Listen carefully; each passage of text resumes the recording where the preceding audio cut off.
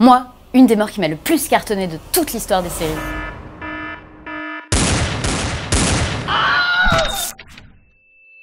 C'est la mort de Mitch dans Dawson. C'est la vie. Déjà, parce qu'inattendu et super triste. Et aussi, tellement bête. Ne te moque pas de moi.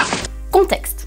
Après de nombreuses péripéties de couple, Gail et Mitch Leary se sont remis ensemble, ils se sont même remariés et ils ont fait une petite sœur à Dawson, Lily, qui a juste 6 mois. On est à l'épisode 3 de la saison 5.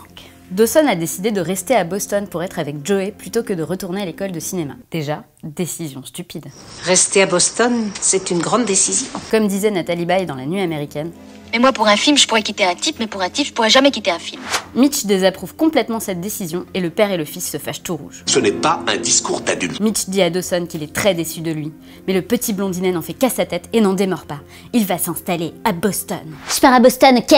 Le soir arrive et Mitch décide d'aller chercher du lait pour la petite Lily, car ce connard de Dawson Je suis pas un connard, ok? s'est barré sans demander son reste. Je demande pas mon reste.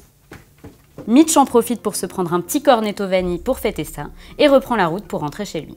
Sauf que, pire idée la glace! Mitch chante joyeusement, et faux, en chœur avec Clarence Carter la chanson Drift Away qui passe à la radio. Drift Away, ça veut dire dériver. Serait-ce un signe? Mitch serait-il déjà en train de dériver vers la mort? Dans son enthousiasme, il envoie valser la boule de glace. Il se penche pour la ramasser. Et là, paf, il est mort.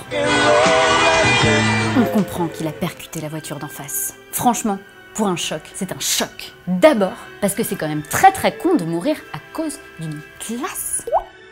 Ensuite, parce que les conséquences sur Dawson vont être terribles. Ben oui, le mec s'engueule franco avec son père et là, paf, il meurt. Tu te traînes forcément des bonnes névroses après. Dans l'épisode d'après, il fait bonne figure, il s'occupe de l'organisation des funérailles pour éviter de péter un câble, mais après, il se tape crise d'angoisse sur crise d'angoisse.